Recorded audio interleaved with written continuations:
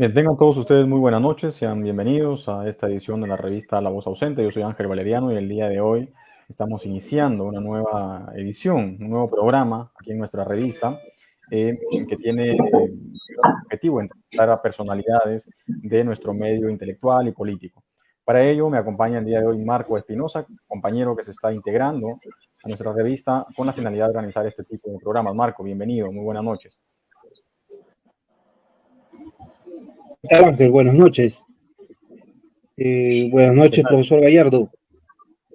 Buenas noches, Ángel. Buenas Y noches, mientras Marco. tanto, bueno, vamos a estar conversando. Yo estoy aquí y vamos a estar conversando con el profesor Gallardo. Profesor, en primer lugar, agradecerle por su tiempo, por estar el día de hoy presente con nosotros, por aceptar esta entrevista. Muchísimas gracias. Quisiéramos el día de hoy, digamos, hablar a grandes rasgos acerca de lo que es la realidad educativa en nuestro país, acerca de lo que es el sistema educativo y de la realidad actual, ¿de acuerdo? Y también, por supuesto, conocer lo que ha sido su paso por el Ministerio de Educación. ¿De acuerdo? Profesor Gallardo, digamos que para empezar yo la primera pregunta que le quería hacer, digamos que yéndonos directo al corazón, en su paso por el Ministerio de Educación el año pasado, ¿hizo usted o tuvo usted algunas propuestas, presentó usted algunas propuestas al ministerio que de repente no le fueron aceptadas? ¿Hubo alguna propuesta de parte suya? Y si en caso las hubo, ¿cuáles fueron aquellas propuestas? ¿No? De repente el tiempo no le dio para realizar algunas propuestas de cambio de repente en el Ministerio de Educación en favor de los alumnos, de los estudiantes del Perú, ¿no? Ángel, en primer lugar, quiero saludarte a ti, a Marco, a los televidentes, y respondiendo a tu primera interrogante, te quiero decir de que tenía y tengo, digamos, varias propuestas. Lastimosamente el tiempo, digamos, apenas 9 semanas nos fueron, digamos, demasiado breves. Por ejemplo, creo de que era importante el, el presentar el proyecto de ley. Sin duda, pues esto tenía que aprobarlo, digamos, el legislativo Congreso. del Congreso, en el sentido que la calidad de la educación no la concibo sin la calidad del docente. Y los gobiernos han venido trabajando con la concepción de la calidad en base a los objetos, no en base a los sujetos. Me explico mejor. Por ejemplo, Fujimori puso la calidad de la educación en la infraestructura, en la construcción de escuelas. Algunas se están derrumbando, pero digamos, esa construcción de escuelas fue la expresión de su concepción de la calidad educativa. Toledo puso el acento en las computadoras, ¿no? En el programa Huascarán. Alan García hizo un mix, ¿no? Cogió no la cantidad de construcciones del señor Fujimori, cogió la cuestión de los colegios emblemáticos, la refacción de los colegios emblemáticos, y prometió una laptop por alumno, ofrecimiento que no se llegó a cumplir. Pero yo creo de que si bien los materiales, la infraestructura, los textos, las laptops, las tablets son digamos, con contribuciones valiosas al proceso educativo, la cuestión se juega en el factor humano, en los sujetos, más que en los objetos. Y en Finlandia y en el Ecuador, Correa cogió la experiencia finlandesa,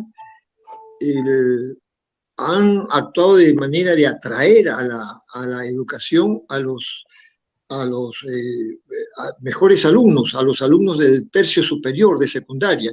Cuando se hacen encuestas en la secundaria, los jóvenes y las jóvenes de secundaria suelen apostar y suelen, digamos, preferir las ingenierías, el derecho, la medicina, la contabilidad, etcétera, pero no suele aparecer o aparece en último lugar la vocación por la educación. Entonces, esta situación también se expresa en que en las facultades de educación de las universidades privadas, la carrera más módica, la más económica, la que, digamos, exige menos pago de las pensiones, es la educación. Y en las facultades de educación de las universidades nacionales, la carrera que exige menos puntaje es educación. De este modo, incluso se llegan a la educación jóvenes que han fracasado en sus postulaciones a otras facultades, y bueno, como consuelo, se acogen a educación. No quiero generalizar, sin duda, indudablemente hay jóvenes, digamos, hay tanto del sexo masculino como femenino que tienen vocación por la carrera, la profesión de maestro, de maestra, pero no es la mayoría. Y entonces el factor humano en el que se trabaja en los centros de formación docente no es el... En Finlandia, digamos, para ser maestro se tiene que ser del tercio superior de la secundaria. Y hay una serie de incentivos económicos, de estímulos económicos. Prácticamente es una carrera, digamos, con becas integrales y con, digamos, unas subvenciones estatales sumamente, digamos, jugosas.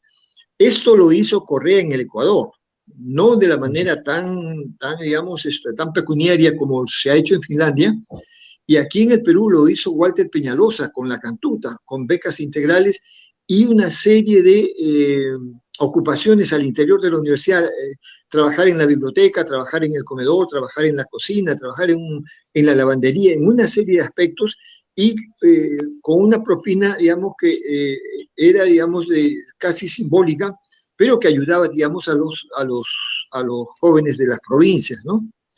Entonces, de esa manera, Peñalosa enviaba las pruebas para los postulantes a las unidades escolares, a los colegios nacionales, y solamente los mejores, digamos, ingresaban a estas becas integrales. De esa manera, creo yo, por ejemplo, ese proyecto no lo pude concretar, y yo creo que, digamos, eso sigue vigente, y sueño, tengo la esperanza, no renuncio a ella, de que en algún momento esto se recupere, ¿no? Que esta invitación, esta convocatoria de los mejores estudiantes de secundaria, arribando a la carrera profesional del magisterio, pueden, digamos, pueden ser un factor de calidad de la educación. La calidad del docente no la concibo, digamos, lejana a la calidad de la educación. Esa sería una de las tantas propuestas que se han quedado en el tintero, Ángel. De acuerdo, entendemos, profesor, que entonces hubieron propuestas en su paso por el Ministerio de Educación y que lamentablemente el tiempo no alcanzó para que estas pudieran ser desarrolladas, ¿de acuerdo? Marco, ¿estás ahí? ¿Nos escuchas? Sí, ¿qué tal? ¿Se me escucha? Sí, ahora sí, perfecto. Ahora creo que tu señal ya está bien. Profesor, qué gusto tenerlo en este programa, profesor. Un poco, Ángel, un poco para aclararle, profesor es egresado de la Universidad Enrique Guzmán y Valle en educación primaria, profesor, ¿correcto? Es así. Orgullosamente y humildemente, digamos, soy un maestro primario. También ha estudiado la maestría en educación en la Universidad San Martín de Porres. También en la Cantuta. Tengo estudios concluidos. No puedo, digamos, apropiarme de un grado que no poseo, pero tengo estudios concluidos, tanto en la Universidad de San Martín como en la Universidad de la Cantuta. En la San Martín son estudios concluidos de maestría en educación superior, y en la Cantuta de gestión educativa. Profesor, también usted ha enseñado en la Universidad de Huamanga, en la Universidad Faustino Sánchez Carrión y la Universidad Inca Garcilaso de la Vega, en la alma mater, la Universidad de Ciencias Humanidades, y también en la Universidad San Martín de Porres. ¿Qué nos puede decir sobre ello? Bueno, de que ha sido estupendo, Ángel, y ha sido, Marco, ha sido estupendo envejecer rodeado de jóvenes, ¿no? Transmitiendo nuestras experiencias, nuestras lecturas. Ha sido una bonita manera de envejecer, digamos, escuchando a los jóvenes sus salidas, sus iniciativas, sus intervenciones, a veces, digamos, ingeniosas, graciosas, burlonas incluso, pero también aprendiendo de ellos. Claro. Dale, Marco, Ángel. si me permites un segundito nada más, yo quería retomar en parte la respuesta que me dio en la pregunta, a la pregunta que le hice hace un momento al profesor Gallardo. Usted hablaba de la infraestructura, ¿verdad? Que el gobierno de Fujimori, por ejemplo, digamos que afianzó la estructura en cuanto a la creación de escuelas, en fin. Y eso viene no de ahora, ¿no? Bueno, no es tan nuevo, porque viene, digamos, desde los años 50, en la época del gobierno de Odría, ¿no? Con el Plan Nacional de Enseñanza, que crea más o menos 50, 55 grandes unidades escolares, ¿no? Las grandes unidades que se crean en el gobierno de Odría. Digamos que también esa fue una forma de, digamos, mejorar la infraestructura para la educación. Sin embargo, en los últimos años, mucho hemos escuchado esta frase de colegios que se caen a pedazos, ¿de acuerdo? O sea, hemos escuchado a distintos personajes hablar de ello. Entonces, ¿cuánto de aquella infraestructura de los años 50, del gobierno de Fujimori, en fin, cuánto todavía requiere mejorar hoy en día y cuánta infraestructura se necesita todavía para que haya una calidad educativa? Y ojo, no solo la infraestructura como tal, sino también el equipamiento que necesita una escuela para brindar una educación de calidad. Ángel, tú haces una pregunta, un interrogante. Ángel, Sí, ¿me escuchas? Sí, perfecto. Ángel, te decía que la interrogante que estás planteando es una interrogante esencial, importantísima. El 75% de la infraestructura educativa actual ha sido declarada en emergencia por defensa civil, y no, esto no es ninguna exageración. Suelo decir de que Dios es peruano porque los sismos, los 3 últimos sismos de escala, digamos, conmovedora, se han dado en horario no escolar.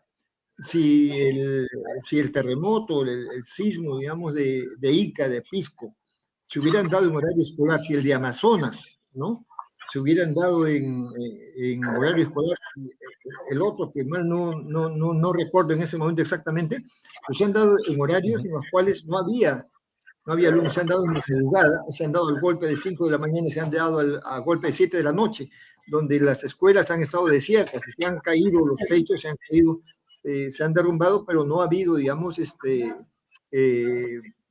defunciones, no había muertos ni de alumnos, ni de maestros, ni maestras.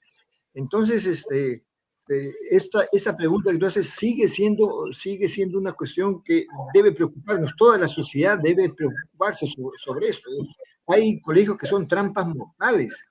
Un sismo irregular, digamos, de regular intensidad puede ser mortal. Y yo te digo, una situación que planteábamos respecto a esa cuestión, porque la pérdida de vida me preocupa más que la pérdida de los aprendizajes, es de que en las regiones recurramos a materiales, no al material noble, sino al material plebeyo, ¿no? Es decir, la caña, la madera, las esteras, las quejas, las calaminas, ¿no?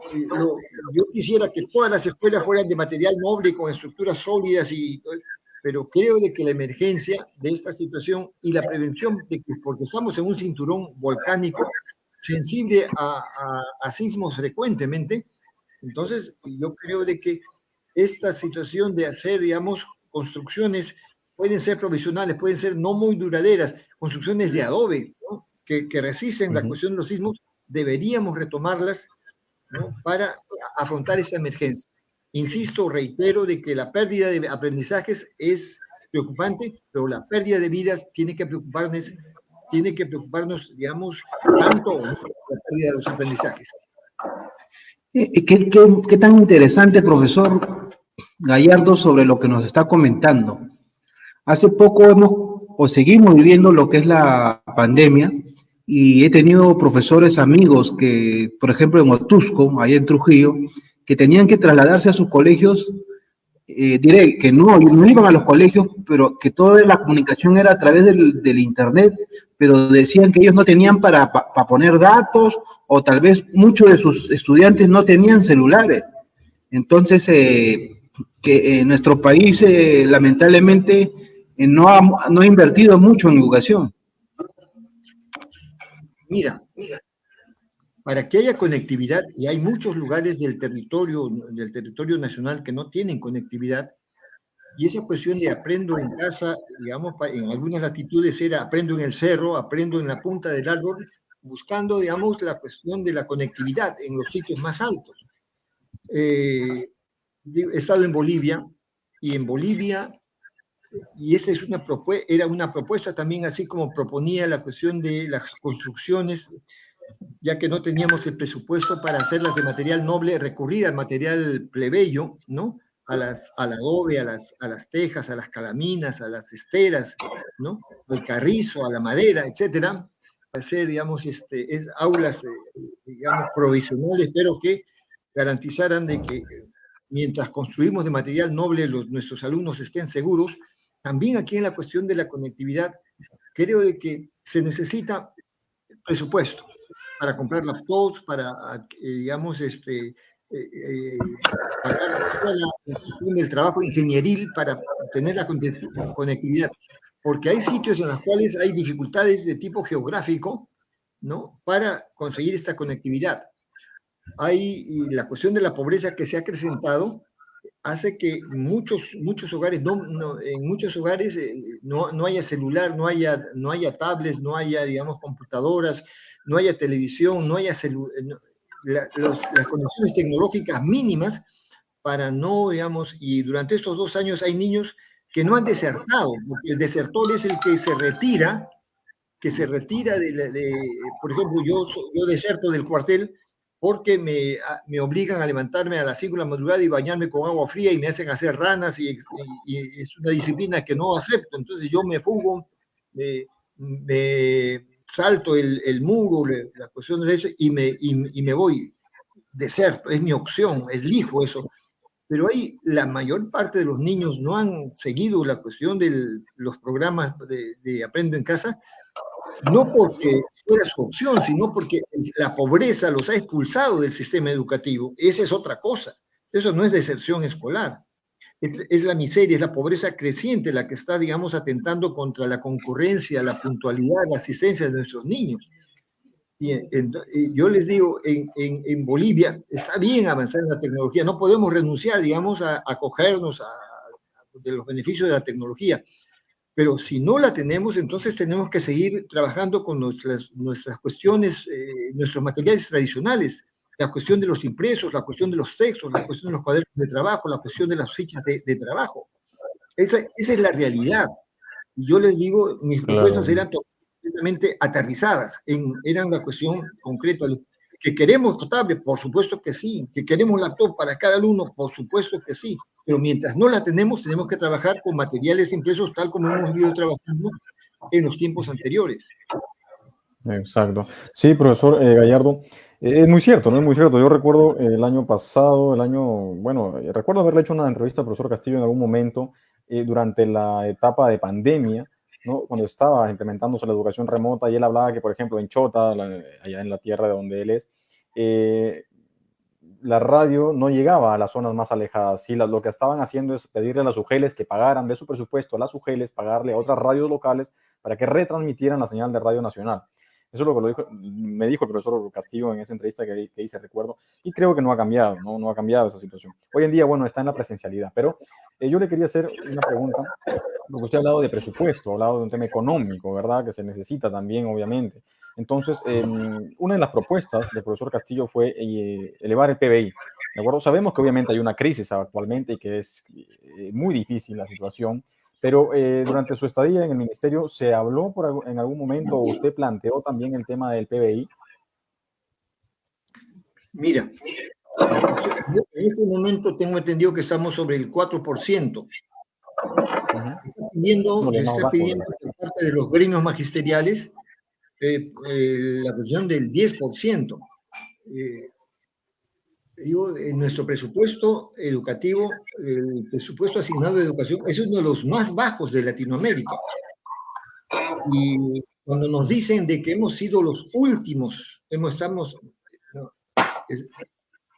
en plural, no, porque no se dice que somos el último, no, estamos entre los últimos. y que, digamos, hemos perdido tiempo precioso para la cuestión de los aprendizajes. Yo quiero preguntar, ¿no estamos entre los últimos en cuanto a presupuesto educativo? Sí, estamos entre los últimos. ¿No estamos entre los últimos en cuanto a nutrición escolar? No tenemos millares de alumnos, digamos, desnutridos, con una cuestión de anemia y aún de tuberculosis infantil. No estamos entre los últimos en cuanto en pleno siglo, en el año 2022. Es decir, tenemos millares. Yo pensaba de que eran unos cuantos decenas o máxime centenas, no, pero tenemos millares de escuelas unidocentes. Escuelas que son atendidas por un solo profesor o una sola profesora que oficia de todos, para todos los grados, ¿no? Y que asume la cuestión de la guardianía, la portería, la limpieza, el apoyo, la secretaría, la dirección etcétera, del plantel. Entonces, estas condiciones de infraestructura, de nutrición escolar, de escuelas unidocentes, etcétera, etcétera, etcétera, escuelas que no tienen los más elementales elementos básicos de agua y desagüe y de luz eléctrica. Entonces, y esto no ha surgido con la pandemia. Esta es una cuestión, digamos, que ya se manifestaba, y no es en el gobierno de Castillo, es una cuestión estructural, es una cuestión histórica que viene desde lejos, que viene desde antes, que viene de décadas atrás, en la cual tiene responsabilidad los gobiernos anteriores, sin excepción. Profesor, usted también ha formado parte del Colegio de Profesores. En el año 2006 al 2009 tuvo el cargo fue elegido, ¿no, profesor? Tengo el honor, el privilegio de haber sido elegido el primer decano del Colegio de Profesores del Perú. Sí, es cierto lo que tú dices, Marcos. Profesor, no sé si se recuerda el libro Los niños del Perú de Carlos Castillo Ríos. Por supuesto. Claro, yo creo que es una lectura obligatoria para cualquier docente, ¿no? Sus libros sobre los niños del Perú y sus libros sobre la educación en China deberían estar en la biblioteca de todos los docentes, en las bibliotecas escolares. Profesor, justo hemos reeditado una edición más actualizada de Los Niños del Perú, ya que su primera edición fue en 1974.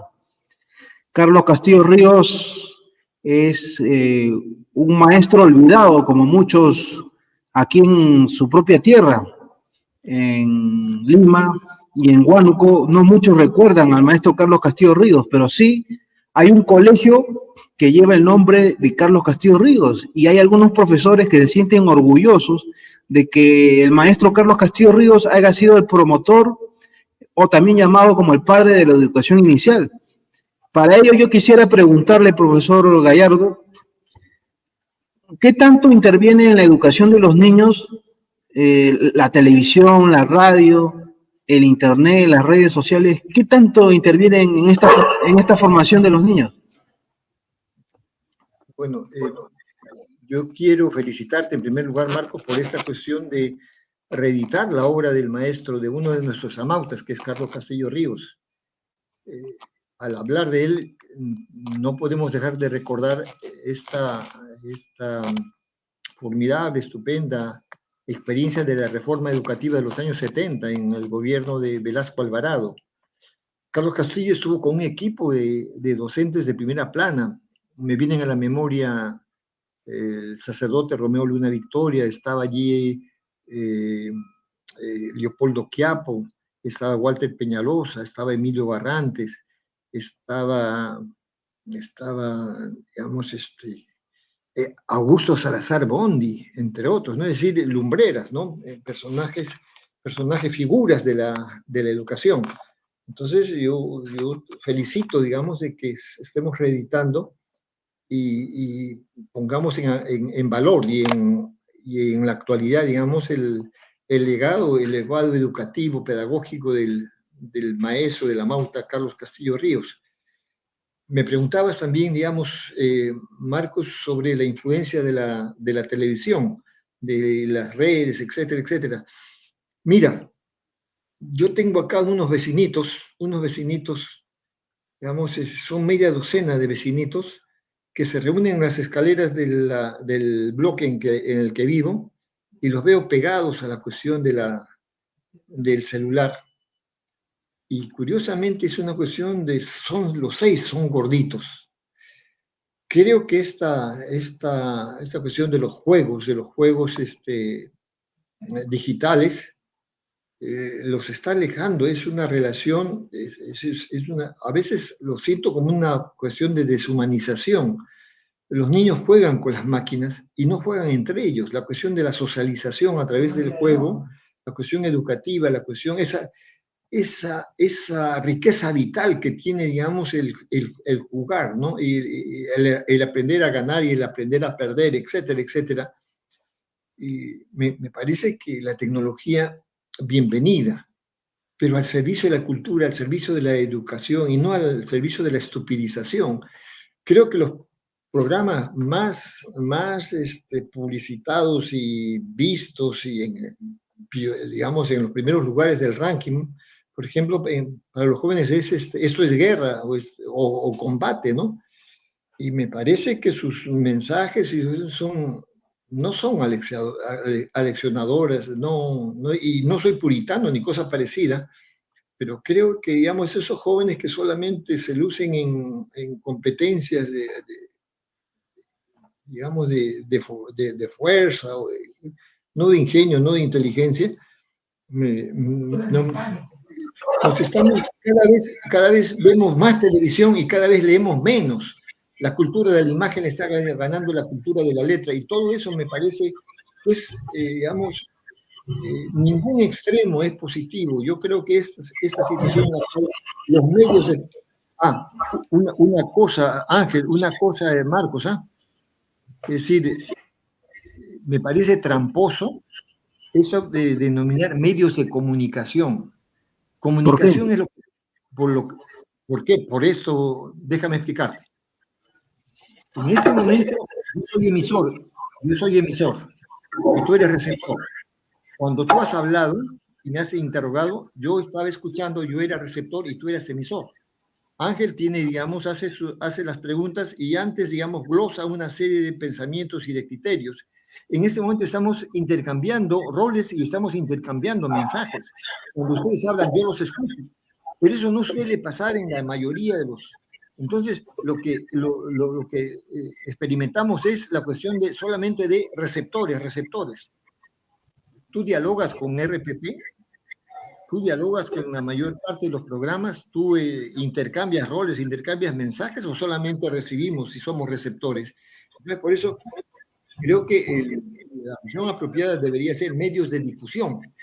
Medios de difusión, sí, creo que medios de comunicación es esta cuestión de interlocución, de interactuar, de intercomunicarnos, ¿no?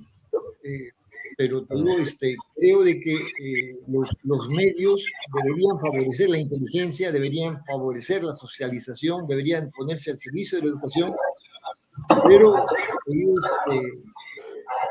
una persona que lee, una persona que investiga, una persona que quiere enterarse, una persona peligrosa, una coerciva. Y los medios de comunicación, otra trampita es de que, digamos, son medios de opinión. Ellos dicen que son medios de información. Información es la cuestión de describir un hecho, ¿no? Si yo digo, ayer a las 7 de la noche, 2 ómnibus avanzando en sentido contrario colisionaron en el kilómetro 35 de la Panamericana, es decir, estoy describiendo y estoy informando. Pues digo, como siempre, 2 locos del volante, seguramente en estado etílico, digamos, han chocado criminalmente y han causado la muerte, digamos, estos deberían ser sancionados. Ahí estoy dando la información, si no estoy dando una cuestión, estoy calificando a los choferes como locos de volante, como asesinos movilizados, etcétera, etcétera. Si nosotros, y dicen que son plurales, ¿no? ¿Ustedes han visto alguna vez, digamos, en RPP, polemizar y discutir ¿cómo se llama? No recuerdo en ese momento, hay un señor Carvalho, hay otro señor, hay una señorita, Fernando no, Carvalho, Carlos Villarreal, Mabel Huerta. Carlos Villarreal, los hemos visto disputar, reñir, digamos, polemizar, discutir entre ellos. No, son distintas voces, pero es la misma melodía, es la misma canción, cantan a dúo, Un mismo cantan en hilo, trío, un mismo en hilo. coro, es un coro, digamos. Y entonces, si no hay, y es una cuestión, no es plural, es una cuestión monocorde y monolítica, digamos, compacta, como una roca, ¿no?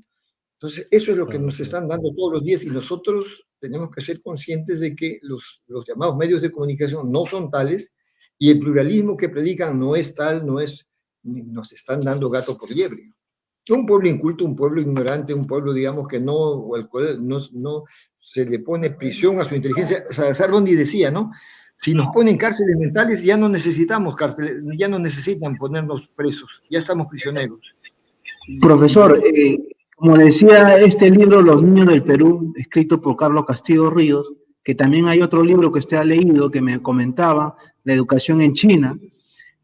Entonces, como le comentaba, el profesor, a lo que estábamos conversando, dice Castillo Ríos lo siguiente: los políticos tienen miedo a opinar sobre los medios de comunicación.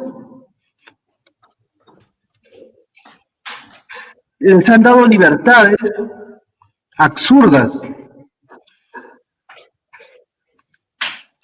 Sí. Dice Castillo, nosotros no queremos erradicar aquellas libertades, sino convencerles de que no puede haber libertad sin formación ética, sin responsabilidad social. ¿Qué opina usted sobre eso, profesor Carlos? Creo de que Carlos Castillo Ríos estaba argumentando una verdad irrefutable, ¿no? Yo desde la televisión, desde estos llamados líderes de opinión, me parece que juegan un papel nefasto. Esta libertad de opinión, esta libertad de expresión es libertad de empresa. Y yo te digo, ¿quién es el mejor hombre de la televisión? En entrevistas, en percepciones críticas.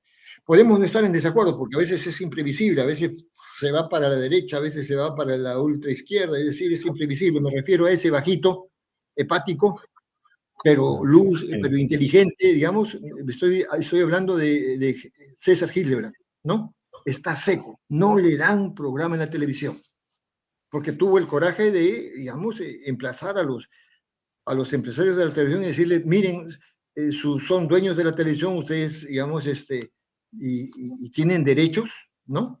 Pero el público, la gente, la inmensa mayoría de los televidentes tiene derechos también. Y yo apuesto por los derechos de la gente, de las personas, de los televidentes, para tener una televisión de calidad, para una televisión que no deforme, sino que informe, ¿no? Realmente con la verdad. Y por hacer eso, y Rosa María Palacios, por ejemplo, yo puedo discrepar con Rosa María Palacios, no coincido a veces, digamos, pues no puedo negarle su calidad como buena periodista. ¿Por qué no está en la televisión? La han secado también, entonces tiene programas, digamos, televisivos, no, pero en la televisión abierta, en la televisión, digamos, de los canales comerciales, nada, en seco, ¿no? Entonces creo de que aquí la televisión no está cumpliendo el rol que debería juntar. Yo te digo, a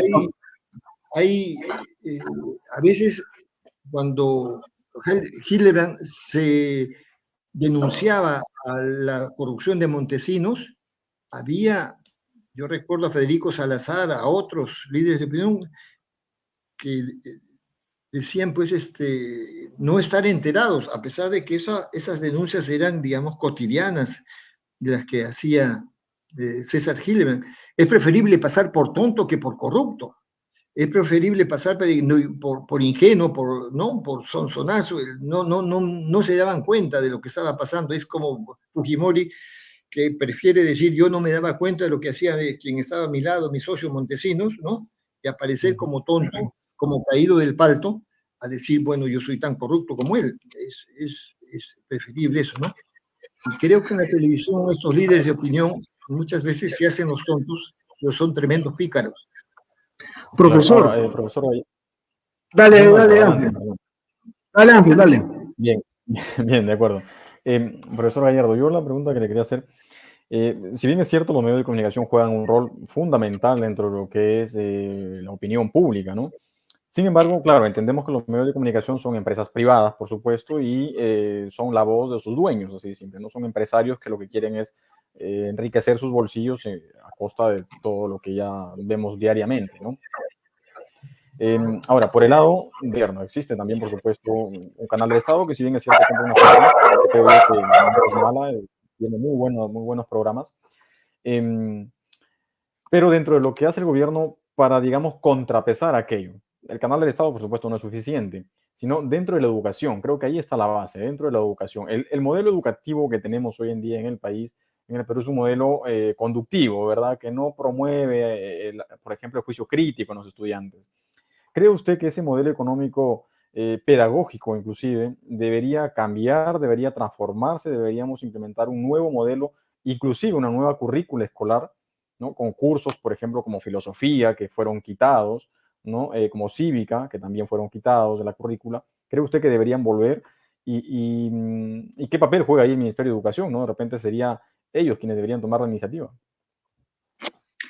Yo creo que así como hay una globalización económica, el sistema de dominación necesita también, digamos, tener las mentes capturadas, necesita para conservar y mantener ese dominio económico una dominación ideológica. Y ahí, digamos, la educación, la universidad, digamos, la televisión, incluso, digamos, la cuestión de el deporte, el entretenimiento, digamos, se direcciona no para favorecer y estimular el intelecto, sino por el contrario, digamos, para obnubilarnos y distraernos y desviarnos y cada vez, digamos, hacer más difícil diferenciar lo esencial de lo superfluo, ¿no? Confundir lo secundario con lo principal, irnos por las ramas y no ver la raíz de los asuntos, es decir, no nos ayuda, digamos, a orientar, digamos, y a desarrollar la inteligencia, sino parecen, digamos, a veces programas tontos, embrutecedores.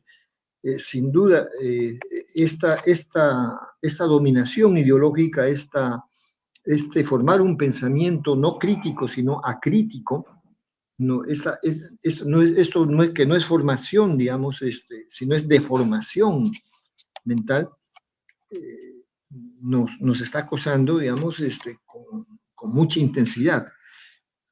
Trabajar en educación, construir mentes, construir una subjetividad crítica, cada vez se hace más difícil.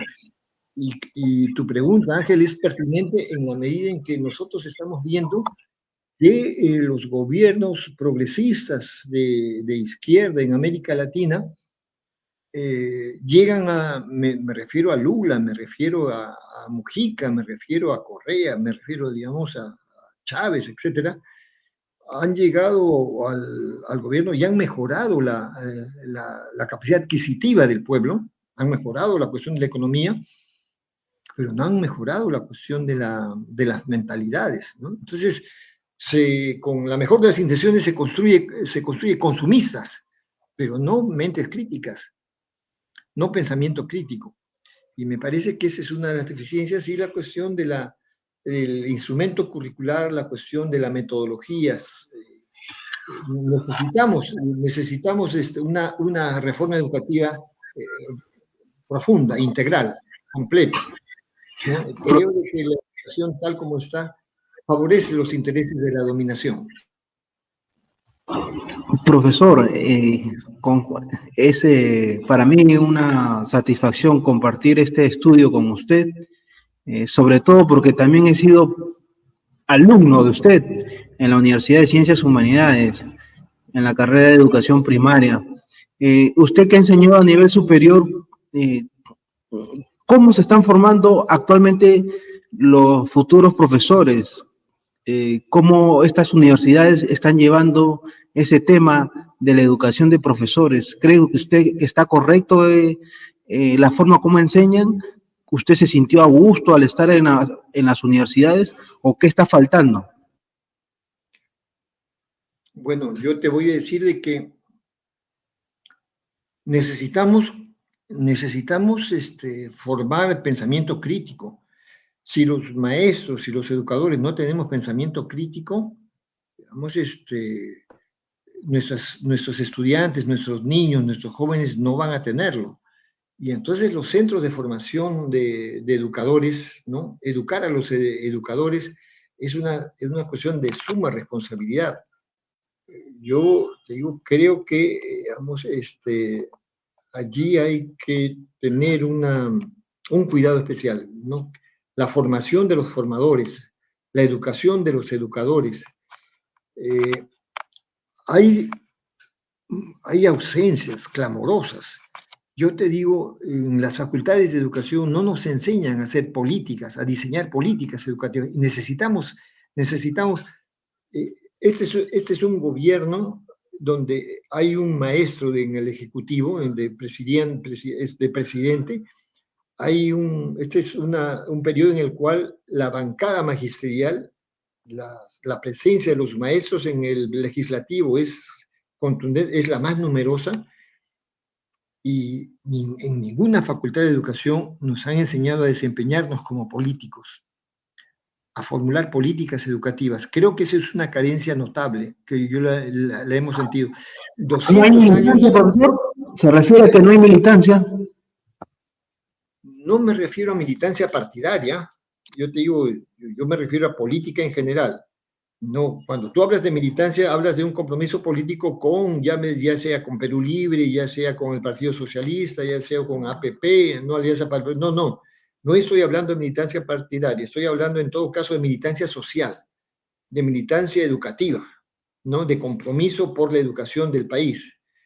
Y en ese sentido, creo de que la cuestión de cómo combatir el analfabetismo, es decir, que miles de peruanos no tengan acceso a la lectura y a la escritura es una rémora. Es decir, no vamos a avanzar en tecnología, no vamos a avanzar en progreso, digamos, con miles de peruanos totales. Entonces, esa política de combate, de erradicación del analfabetismo, ¿cómo hacemos para,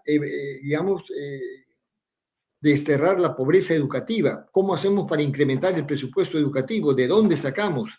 Entonces, esas cuestiones de ver la política educativa también deberíamos aprenderlas en las facultades, porque sucede que hemos llegado, después de 200 años, es la primera vez que llega un maestro al gobierno, es la primera vez que tenemos una bancada de maestros, digamos, en el legislativo, en el Congreso, pero tenemos que admitir que no tenemos la experiencia del manejo estatal, de la administración estatal, y eso es importante, y deberíamos tener algunas nociones, por lo menos, en las cuales nos preparen, ¿no? En la formación, en los centros de formación docente, tengamos algunas, aunque sea incipientes, elementales, básicas, nociones de política educativa, de diseño de políticas educativas. Yo creo que muchos de los que hemos compartido aula con usted y también con otros ministros que asumieron en este gobierno algún cargo, como Héctor Béjar, su persona, nos sentimos orgullosos de verlos ahí. Porque yo recuerdo que hice un artículo cuando usted asumió como ministro de Educación, que de la época del 70 a la actualidad habían sido poquísimos, contaditos los profesores que llegaron a tener el cargo de ministro de Educación. Al respecto, ¿qué opina usted? Bueno, de que, digamos, yo no concibo un ministro de salud que no sea médico. Yo no concibo un ministro de la construcción, un ministro de vivienda que no sea ingeniero. Me parece de que, digamos, el Ministerio de Educación debería estar, digamos, conducido, orientado, dirigido por educadores, por maestros, ¿no? Y, digamos, últimamente, digamos, se considera como el mejor ministro de Educación a un economista. No necesito, digamos, decir el apellido, ya ustedes saben de quién estoy hablando. Puede tener muchos méritos como economista, pero si la intención para llegar al ministerio es achicar la planilla, ¿no? Más numerosa porque el Ministerio de Educación tiene la planilla más numerosa de trabajadores de la docencia. Si ese es si por eso se vamos a calificar al mejor ministro de Educación, no. A tu pregunta, digamos, Marco, yo respondo de que lo lógico, lo natural,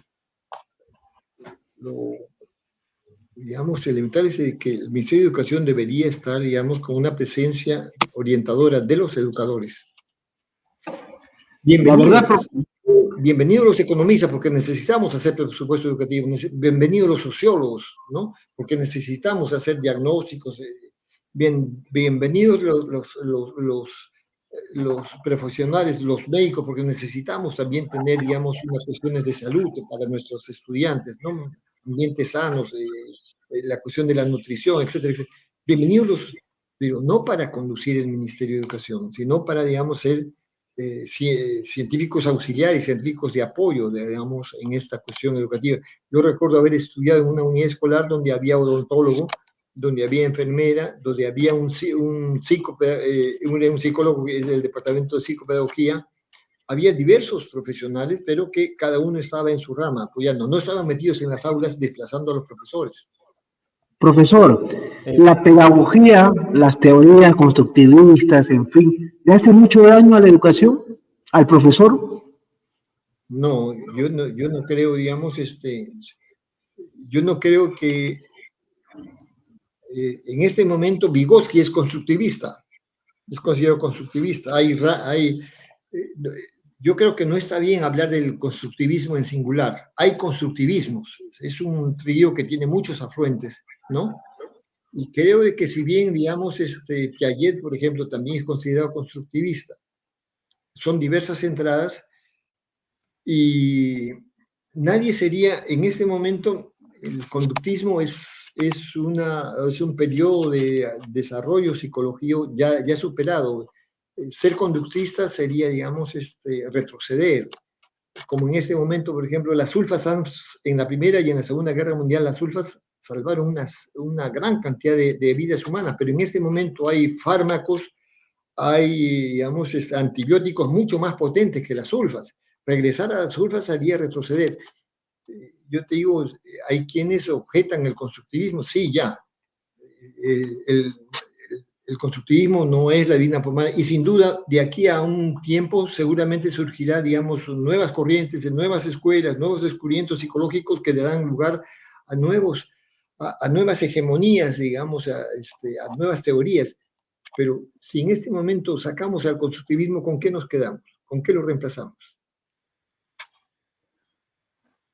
El constructivismo sea perfecto. Es lo más avanzado en este momento. Quiero hacerle una comparación a la idea de pedagogía que tiene Carlos Castillo Ríos. Escuche usted lo siguiente. ¿Está de acuerdo con lo que Carlos Castillo Ríos plantea en su estudio sobre la educación inicial, en la cual manifiesta que a esa edad, se refiere a la educación inicial, el niño es libre? En esa edad no le enseñan aritmética, geometría, ni nada. Se le enseña a vivir, se le enseña a jugar, se le enseña a participar con los demás, se le enseña a ser un individuo y también a tener una vida cotidiana, una vida colectiva. ¿Qué le parece ese planteamiento de pedagogía que soñaba Carlos Castillo Ríos? Yo creo de que coincido con Carlos Castillo Ríos. Creo que tiene una concepción vital, ¿no? La educación, digamos, la educación debe servir para vivir, para prepararnos para vivir bien. Y en ese sentido, la socialización, es decir, el niño sale de su hogar para conocer a otros niños que no son sus hermanos, que no son sus familiares. Adultos, sale del hogar para encontrarse con adultos que no son sus papás, sus mamás, no son sus familiares, son los maestros, son las maestras de la escuela. Y entonces ese proceso de socialización que es la educación inicial, ese salir de hogar, esa primera sociedad me parece vital. Pero creo que, ¿cómo se llama? Allí agregaría solamente, digamos, una cuestión. A través de los juegos, a través de lo lúdico, a través de sin violencia, sin empujar al niño, sino de la manera más juguetona, se le da las bases para la cuestión del conocimiento. Si yo aprendo las nociones de arriba a abajo, es decir, si yo aprendo mi esquema corporal a la derecha, a la izquierda, estoy sentando las bases para que el niño, digamos, reconozca la diferencia entre la D que lleva la redondela a la izquierda, ¿no? Y el palote, digamos, y la B labial, ¿no? Que tiene el palote y la redondela a la derecha. Estoy diferenciando a la P, que tiene el palote y la P, digamos, arriba, ¿no? Y de la D, que tiene, digamos, al palote y a la redondela abajo. Entonces, porque es tanta la cuestión de la presión del mercado, que muchos padres de familia consideran que la inicial es una pérdida de tiempo, que ahí no aprenden nada. Y sí aprenden a través de canciones, a través de juegos, están aprendiendo el basamento, los lineamientos para la cuestión de la lectoescritura. Un niño que tiene inicial con una buena profesora está total y completamente más aprestado, más preparado para, digamos, avanzar sobre el proceso de la lectoescritura. Un niño que no pasa por inicial, digamos, tiene mayores dificultades. Entonces, no es así. Yo creo que la socialización, el proceso vital, digamos, el compartir con otros, todo eso es importante, ¿no? Pero creo que además hay también factores cognitivos, si no estrictamente cognitivos, que preparan para la cuestión del desarrollo del conocimiento posterior, ¿no? Para la lectoescritura, pongamos por caso. Le decía eso porque yo sé que usted ha enseñado también a la Facultad de Educación Inicial y la verdad que nos está faltando a los profesores esa pedagogía recibir del maestro, del catedrático, que nos enseñe a no solo las teorías, Piaget, Vygotsky, en fin, necesitamos que nos aterrice y nos diga, este es nuestro Perú, aquí sucede, esta es la realidad social, la constitución es esta, esto es lo que sucede en la calle, hay tantos niños abandonados como tantas personas de edad en las calles, quienes hacen algo por eso. Esa parte está faltando en las universidades y en la pedagogía. Yo creo, Marco, de que, digamos, en inicial, sin apartarnos de inicial, el desarrollo de una sensibilidad social, el desarrollo de una sensibilidad para con la naturaleza. Un niño que cría una mascotita, ¿no? Es decir, difícilmente va a ser, digamos, un depredador, un maltratador de animales. Un niño que cultiva una plantita y que da un almacén y que la riega todos los días y que la maestra lo orienta, difícilmente va a ser un depredador que rompa ramas de árboles y pisotee las plantas o cosas parecidas. Esa sensibilidad, digamos, un niño que inicial, digamos, le diga, vamos a transformar, digamos, nuestra aula es muy pobre. ¿Quién puede traer, digamos, un almanaque con alguna figura bonita? Yo, señorita. Entonces, ¿quién puede traer una macetita para el día de mañana? Yo, señorita. Y entonces vamos transformando esa realidad, digamos, de un aula austera, un aula sin atractivos y todo, y vamos poniendo macetitas, vamos poniendo almanaques, vamos poniendo imágenes religiosas, imágenes, digamos, de la bandera, del escudo, etcétera, etcétera, y haciendo una cuestión mucho más agradable, la cuestión de vamos pintando, digamos, las carpetas, hacemos una minca, hacemos una jornada de trabajo con los padres de familia para pintar el aula, y entonces transformamos, y el niño y los escolares, los padres de familia, el profesor, digamos, transforman.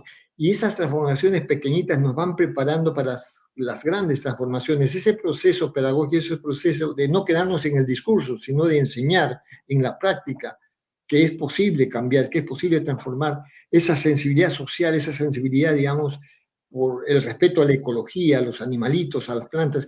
Eso se aprende también en inicial, se aprende en los primeros grados, en la educación básica. Sobre la educación básica es que se pone la base para todo el edificio intelectual posterior, la llamada, a mí no me gusta este término, ¿no? En algunos países ya se está llamando educación terciaria.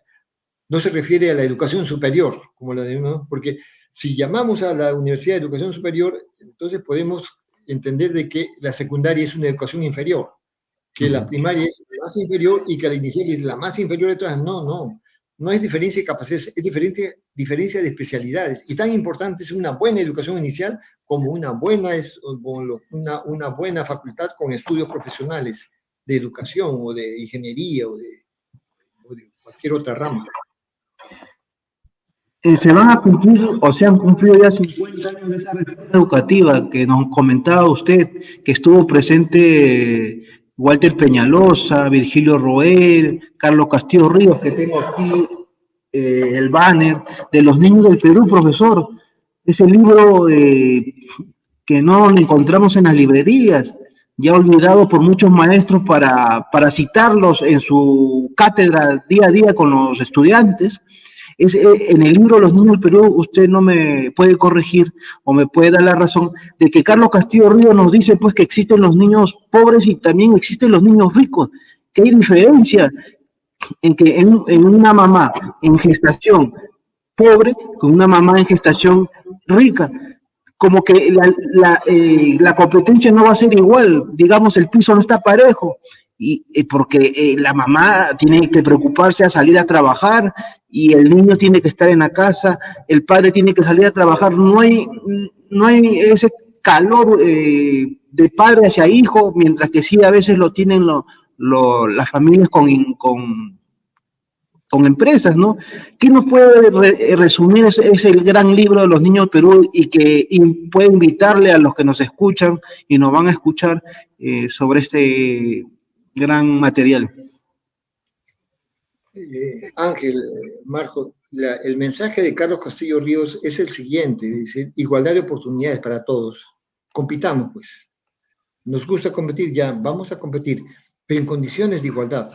Porque si un niño empieza la carrera de la vida en condiciones desfavorables respecto a alimentación, respecto a crianza, respecto a educación, digamos, ya el inicio de esa carrera no estamos partiendo del mismo punto de partida, no. Hay este chico que en esta carrera nos va a llevar dos cuadras de ventaja, ¿no? Va a tener mejor nutrición, mejor alimentación, mejor crianza, mejor educación, etc. Y entonces, iguales puntos de partida en la vida, ¿no? Para la vida de todos. Tanto derecho a la calidad educativa se merecen los niños ricos como los niños pobres, ¿no? Me parece, sí, que está bien, pues que los niños ricos tengan calidad educativa, calidad de vida, perfecto, pero me parece que los niños de los hogares humildes tienen derecho a una calidad educativa también. Yo creo que ese es el mensaje. Los niños ricos no tienen la culpa de haber nacido en cuna de oro, es decir, no tienen, digamos. Tienen sus propios problemas también. Sí, tienen sus propias dificultades. Entonces, yo creo que el mensaje de Castillo es, en la vida, iguales puntos de partida, ¿no? Para todos, ¿no? Compitamos y llegará más lejos el que persista, el que sea más esforzado, el que tenga, digamos, trabaje más, estudie más, etcétera, ¿no? Pero iguales puntos de partida. Le comento eso porque cuando usted dio su conferencia de prensa en los últimos días del cargo de ministro de Educación el 20 de diciembre del año 2021, la verdad que estaba viendo trabajar y le escuchaba a usted y le escuchaba como cuando estábamos en el aula, con la mano en el corazón, explicando lo que verdaderamente pasa en nuestro país, de que el Ministerio de Educación, usted manifestaba de que habían 7.600 trabajadores y usted pensaba que era pues a nivel mundial, pero en realidad los trabajadores estaban en el mismo minero, allí en el local central que está acá en Lima. Entonces son 7.600, usted decía, cuánto dinero se pierde ahí, y también usted decía de que las cosas ya están hechas, ya un ministro de educación es como un robot que está ahí solamente para dejar llevar lo que hacia 20 años ya está como dice, ya está hecho.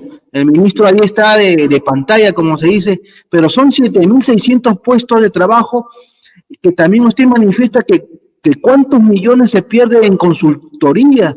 Yo soy testigo, profesor, porque yo he trabajado para la S, en lo que es las pruebas S, y cuánto dinero le llevaban a las imprentas, profesor. Cuánto material se gasta en una evaluación censal, cuando tenemos escuelas que no tienen profesores, que no tienen carpetas, que no tienen, que se siguen cayendo. Como usted decía, que el Dios es peruano porque no hay un temblor. Si lo hubiera, ya estaríamos en crisis. ¿Qué opinión lo merece, profesor, lo que usted comentó en su última rueda de prensa el 20 de diciembre? Tú eres muy generoso, digamos, eres mi choche, eres digamos, mi amigo. Hemos, después de salir de las aulas, hemos cultivado una amistad, digamos, entre, ya no de profesor-alumno, esa relación profesor-alumno, sino de una relación amical, ¿no? Y yo creo que eso te hace ser generoso conmigo.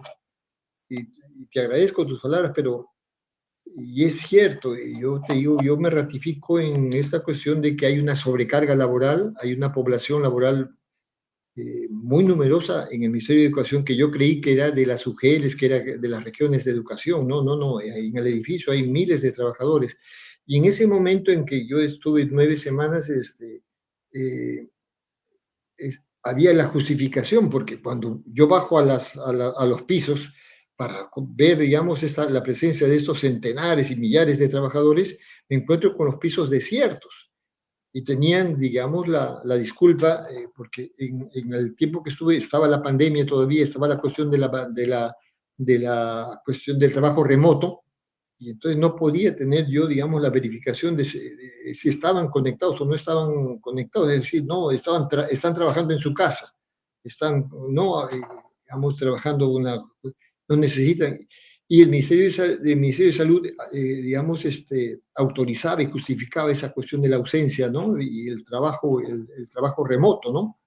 Entonces creo yo de que a mí me extraña que instituciones que dicen preocuparse por la educación jamás hayan denunciado esta sobrecarga laboral de miles de trabajadores en el edificio. Instituciones que se dicen preocuparse por la educación, digamos, no digan una sola palabra sobre la cuestión de estas numerosas consultorías, estas órdenes de servicio, digamos, por millares. Creo que ahí hay una fuga de dinero que debería, digamos, a mí me parece estupendo que el ministro actual, Rosendo Serna, haya detenido la cuestión de las consultorías y las esté evaluando. Yo inicié eso en mi periodo.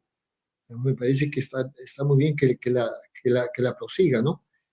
Creo que, digamos, las inversiones del Estado deben digamos, de cuidarse hasta el último sol, y que deben administrarse de la manera más transparente. Yo tengo en este momento como legado, como herencia de esa brevísimo periodo, tengo en este momento, digamos, prácticamente 4 juicios, ¿no? Dos por ¿cómo se llama? Por corrupción de funcionarios. Uno de un señor que me parece medio demente, que me enjuicia, digamos, junto digamos, a otros ministros, que se ha atentado contra sus derechos humanos al obligarlo a ir a la escuela, digamos, vacunado. Yo no he hecho eso, digamos. Y la cuestión de vender las pruebas, en estos juicios yo tengo la certeza, la seguridad, digamos, ando tranquilo de que no van a poder comprobar absolutamente nada, pero no deja de ser mortificante, ¿no? No deja eso de las pruebas ya viene de años, ¿no, profesor? Sí. Bien, desafortunadamente, digamos, cuando nosotros hemos querido meter las narices y poner ya, digamos, sí, tú tienes que decir, tu comentario es certero. Hay una institución educativa que presume de mucho prestigio, que me manda una carta, dice, por primera vez en el ambiente educativo se da un escándalo de esta naturaleza. Esto viene de tiempo atrás. Yo tengo un comunicado, cuando estaba en el colegio de profesores, un comunicado que encabezaba Educación sin corrupción, y lamentaba que el gobierno del ministro Chang, que en el gobierno educativo del ministro Chang en educación, digamos, cada concurso para, digamos, nombrar docentes terminara en un escándalo de venta de la prueba. Como tú dices, esto viene desde mucho tiempo atrás. Son mafias que están operando, ¿no? Y que tienen que ser, digamos, investigadas y denunciadas. Cuando me empiezo a meter las narices, ahí viene la cuestión de ponerse de lado, ¿no? Y la calumnia de que nosotros somos los que estamos negociando con eso. Nada, es una patada, es una calumnia, pero ahí estamos dando la batalla, dando la pelea. ¿Y qué opinión le merece este problema que ha tenido la SUNEDU con el castigo de algunas universidades donde los estudiantes fueron los que más llevaron el problema en sus mochilas, ¿no? Bueno, yo te digo, la SUNEDU ofreció que se iba a sancionar a los empresarios, a estos dueños de universidades que ofrecían un servicio de pésima calidad, que no preparaban profesionales con la seriedad y el rigor que debían prepararse, y que no se iban a afectar a los estudiantes. Pero cuando estuve de ministro, digamos, vi que había centenares de alumnos, de estudiantes de las universidades no licenciadas que pernoctaban en esas noches en que había mucho frío, y no puedo ser insensible a eso, ¿no? Entonces, sacamos un comunicado solidarizándonos con los estudiantes y llamando a la cuestión de que la SUNEDU contemplase ese problema, lo solucionara, pues, porque dijo, no vamos a afectar a los estudiantes, vamos a sancionar a los empresarios. Pero sucede que esos alumnos de las universidades no licenciadas, cuando han querido trasladarse a otras universidades, se encuentran con que las pensiones que pagaban no son las mismas, y son pensiones mucho más caras. Y no solamente eso, sino que la currícula de estudios, la malla curricular, es decir, les exige que vuelvan a ciclos anteriores. Ellos estaban en el noveno ciclo y los mandan al quinto, al cuarto ciclo, porque tienen que llevar los cursos que en la malla curricular de la otra universidad no estaban presentes esos cursos. Entonces, sí eran afectados, sí estaban afectados. Cuando llamamos a que la SUNEDU, digamos, vea esta situación de los alumnos, es decir, a mí me parece soberbio, a mí me parece muy pedante que la SUNEDU, digamos, se autodeclare que es la garantía de la calidad educativa en la educación superior universitaria. A mí me parece que, por ejemplo, que esta cuestión de que los rectores no deben estar en la cuestión de la SUNEDU, si se va a ver la política universitaria, si se va a ver la problemática universitaria, tiene que haber rectores que no estén en mayoría, pues correcto, pero que no estén, por favor. Y todo el que, digamos, plantea, digamos, alguna objeción a la SUNEDU está por el retorno a la ANR. No, señores, no estamos con la ANR ni retroceder ni cosa parecida. Había necesidad de regular, y creo que el SUNEDU cumplió en algún momento una buena, cuando, digamos, pero hasta cierto punto, porque ahí este señor Cervantes, por ejemplo, que cobraba más de 1 millón de soles mensuales en la Universidad de Garcilaso, por ejemplo, está libre de polvo y paja y se pasea orondo, ¿no? Y hay una serie de señores que han afectado a las universidades y que han, a mí me parece que, digamos, ese lucro desmedido, ¿no? Y ese no retorno, digamos, para mejorar la cuestión del funcionamiento de las universidades, me parece que debía ser censurado, criticado y sancionado. Pero te digo, Profesor, no sí. para acabar ya, profesor, usted habrá leído los diarios hoy día y manifiestan que el presidente actual acaba de firmar un decreto donde se le pagará 400 soles por escolaridad a los docentes. ¿Qué opinión le merece esa parte? Una bonificación por escolaridad. Mira, yo creo de que la capacidad adquisitiva, el empobrecimiento de la población, el kilo de huevos está, digamos, en los 9 soles. La carne de pollo, digamos, está aumentando. Todos, el gas, todo. Y digo, yo creo que no solamente los maestros en actual, digamos, reincorporándose, porque ahora están en la primera fila, se viene una cuarta ola del COVID, los anuncios son una advertencia de una cuarta ola, que los maestros estén allí, digamos, y tengan que gastar en medicinas, gastar en, digamos, en los útiles de aseo, etcétera, etcétera, un bono de 400 soles me parece. Y me parece también que no solamente a los maestros se les debe dar, digamos, esta bonificación, sino a los sectores más deprimidos, a los sectores más empobrecidos. Me parece que deberían tener allí, digamos, un nivel de bonos, porque la capacidad adquisitiva con el encarecimiento de la canasta básica está, digamos, y el desabastecimiento y el hambre ya están cundiendo. Ya hay ollas comunes que están desabastecidas. Ya hay ollas comunes que tienen serios problemas para atender a la población que atendían. Profesor, ¿qué es lo que ha pasado con los sindicatos del magisterio? El SUTE, el FENATE. En realidad, ¿qué es lo que se viene? Mira, hay algo que cuando me has presentado, digamos, no has dicho. Yo soy fundador del SUTE, no soy el único, por supuesto, es decir, el SUTE lo fundamos, digamos, los miles de maestros que queríamos la unidad del magisterio, cuando había, digamos, una incapacidad había 4 sindicatos del magisterio. Había el sindicato de educación primaria, el sindicato de profesores de educación secundaria, el sindicato de profesores de educación física y el sindicato de profesores de educación técnica. Y 4 sindicatos que se echaban la culpa mutuamente de los fracasos, de las luchas.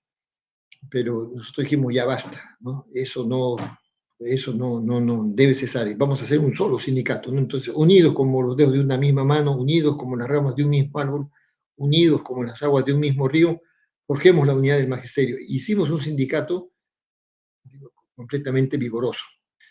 Pero yo, y que durante muchos años estuvo, digamos, en la primera fila de las luchas populares. Lo que cometimos errores, también uno de esos errores fue el no reconocer la calidad de la reforma educativa. El SUTE creció derrumbando la reforma educativa. Eso no, la autocrítica de los dirigentes se hace necesaria, de los dirigentes, digamos.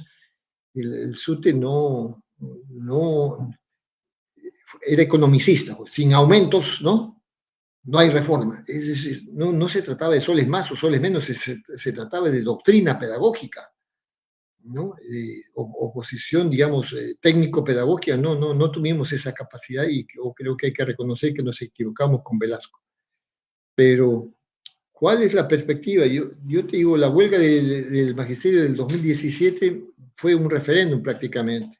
Allí, en el 2017, el magisterio se ha dado un nuevo liderazgo, ha habido un nuevo escenario magisterial y surgió la FENATEP, la Federación Nacional de Trabajadores de la Educación del Perú. Dicho sea de paso, el SUTE y la FENATEP, en su nomenclatura, en su denominación, dicen trabajadores de la educación. SUTE, Sindicato Único de Trabajadores en la Educación del Perú. FENATEP, Federación Nacional de Trabajadores de la Educación del Perú. Está bien sentirse trabajador. Está bien sentirse miembro de la clase trabajadora, pero está mal no sentirse profesional, no sentirse científico. La pedagogía es una ciencia. Nosotros somos trabajadores de la educación, sí, pero Mariátegui nos dice además de que somos profesionales.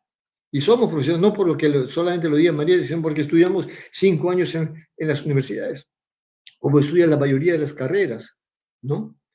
Y la pedagogía es una ciencia, somos científicos, y somos especialistas, y somos profesionales, y somos trabajadores en la educación, pero no sentirse, digamos, somos el único sector, Marcos, que menosprecia su colegio de profesores.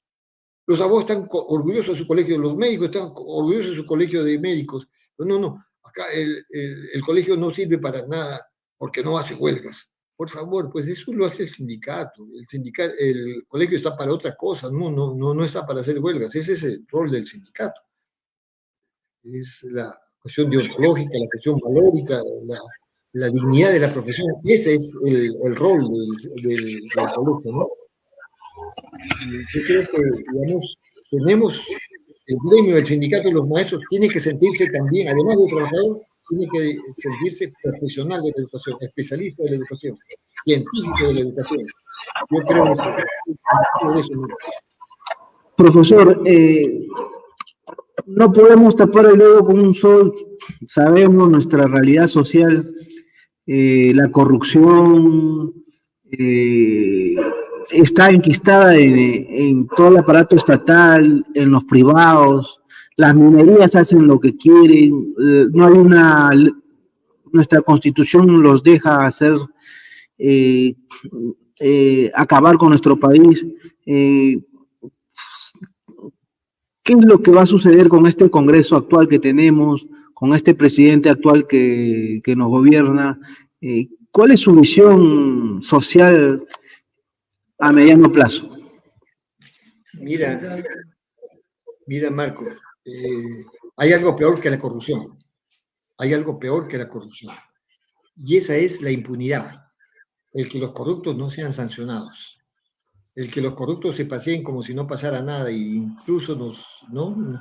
hagan cachita y se burlen. No, aquí, digamos, hay que sancionar todas, venga de donde venga la cuestión de la corrupción. Yo creo que Castillo tiene dificultades por una cuestión obstruccionista. El Congreso no lo ha dejado trabajar. Tiene dificultades porque no tiene, digamos, la formación. Hablábamos no nos preparan para hacer políticas educativas.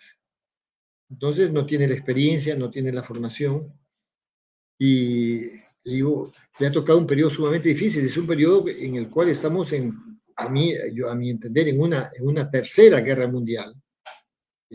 Aquí no está contendiendo, digamos, pueblos, no, han aprendido las grandes potencias a enfrentarse, sus misiones militares, su armamento, su tecnología de punta armamentista, pero los cadáveres los ponen los pueblos, llámese Afganistán, llámese Siria, llámese Libia, llámese Ucrania. Digamos, Estados Unidos no va a bombardear Moscú, ya eso, digamos, ya las primeras de la Segunda Guerra Mundial sí se enfrentaban las potencias, ahora han aprendido con guerras de baja intensidad, ¿no? Guerras limitadas. ¿Cómo se llama? Ni Rusia va a bombardear New York ni Washington, ¿no? Ahí están masacrando al pueblo ucraniano, y no bombardeando campamentos militares, campos de batalla, digamos, depósitos de armas, no, están bombardeando edificios, escuelas, hospitales, a la población civil.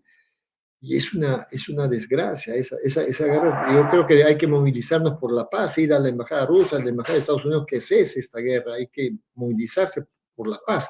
Los daños son universales, estamos sintiendo aquí los efectos de esa guerra, son globales, esta guerra es mundial, es planetaria, todo el mundo está con, y lo que se viene, digamos, si esto no se prolonga, me parece que va a ser, digamos, muy...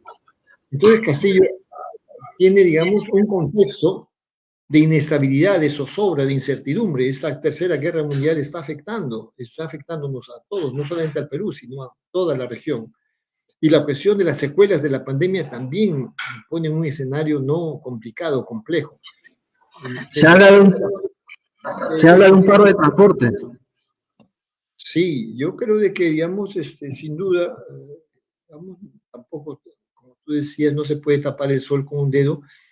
La cuestión de que Castillo ha cometido errores, está cometiendo errores, debe de corregir eso, ¿no? Pero también, digamos, veamos que el contexto no es el más favorable. Cualquier gobernante hubiera tenido dificultades, no las mismas que tiene Castillo, seguramente, pero hubiera tenido, porque el escenario para Boric en Chile, para Petro en Colombia, con esa cuestión de la situación internacional y la cuestión de post-pandemia, también hacen que y con una mayoría parlamentaria, tanto Petro como Boric en Chile, como Castillo, una mayoría parlamentaria que no controla, ¿no? Que le es contraria. Entonces, no es el escenario más favorable para un gobierno. Profesor, no sé si podría mandar a las personas que nos están siguiendo, como Elmer Castillo, que viene a ser familia con Carlos Castillo Río, desde Cajamarca, Sucre, nos sigue Elmer Castillo, y también Ángel, no sé si tuvieras algunas palabras para ya dar por concluido esta entrevista colosal. Sí, bueno, agradecerle al profesor Gallardo por haber tenido la amabilidad de estar el día de hoy con nosotros, de haber aceptado esta entrevista, ¿no? Augurando que este programa pueda continuar y que podamos seguir compartiendo con el público que nos sigue programas de calidad cultural y educativa, ¿no? Muchísimas gracias, profesor Gallardo, por haber estado con nosotros. A ustedes también, el agradecimiento es recíproco, es mutuo. Yo también me siento muy agradecido con ustedes por haberme dado esta oportunidad de expresarme, digamos, sobre sobre esta tarea, digamos, ha sido la tarea de mi vida, ¿no? Tan hermosa y tan dramática como es la educación. Gracias, Ángel. Gracias, Marcos. Profesor, siempre cuente con nosotros y siempre vamos a estar pendientes de su carrera, de todas las obras que ha hecho, para poder alguna vez construirlo en un libro, ¿no? Porque siempre hay que tener ideales para cambiar la sociedad y siempre hay que seguir con la lucha. Muchas gracias, profesor. Gracias, Marcos. Gracias, gracias. Hasta la próxima. Hablamos, profesor.